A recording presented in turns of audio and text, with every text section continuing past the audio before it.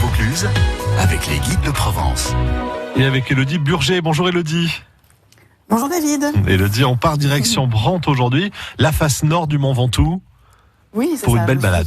Oui, il fallait changer un petit peu après Châteauneuf-du-Pape hier. Ouais. Découvrir notre beau territoire et voir le Ventoux un peu différemment. Et le village de Brantes est un beau village perché. On peut parler de nid d'aigle. Donc perché, un éperon rocheux. Il y a énormément de qualificatifs pour ce beau village, bien restauré. Et donc c'est une petite balade relativement courte, mais moi je trouve que c'est bien de se garer tout en haut là. On a un grand parking aujourd'hui qui a été aménagé en direction du col de Fontaube. Et ensuite, il n'y a plus qu'à descendre et se laisser porter. Allez, racontez-moi ce qu'on voit. Alors déjà, on a un très beau lavoir un petit peu caché en contrebas du village qui a fonctionné assez tardivement, jusqu'à la fin des années 50. Donc ça, c'est assez sympa d'aller le voir.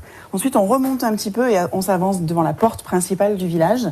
Et je pense que c'est le seul village du Vaucluse où on a un panneau qui nous indique que c'est interdit aux cavaliers. Donc, pas commun quand même. Ouais, c'est vrai, pas de chevaux à Brantes. C'est ça. Donc, on a une petite chapelle qui sert aujourd'hui de lieu d'exposition, avec des expositions qui sont variées toute l'année. Beaucoup de photographies de Brantes avant les restaurations qui ont été faites ces 20 dernières années. De très jolies rues caladées un petit peu partout. Beaucoup d'ateliers d'artistes, d'artisans, des faïences, des santons, du cuir. Et ensuite, on chemine et on s'avance vers l'église. Donc, on a une église qui a été rebâtie principalement au XVIIIe siècle. Et face à l'église, on a un bel orme.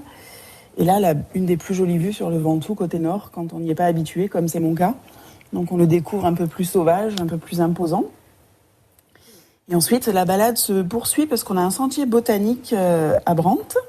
Et on peut descendre un petit peu en contrebas, accéder jusqu'au cimetière où, là encore, on a une jolie chapelle romane. Et puis, il ne reste plus qu'à remonter. Ouais, c'est vrai, il faut faire ce parcours. C'est pas très très long, hein. On peut le faire assez facilement en famille. Oui. Ouais, c'est vraiment un joli moment. Ouais. Oui. Merci Élodie pour ce voyage à Brantes aujourd'hui. À bientôt. Merci beaucoup. À bientôt. À la semaine prochaine Élodie. Au revoir. Merci. Prochaine.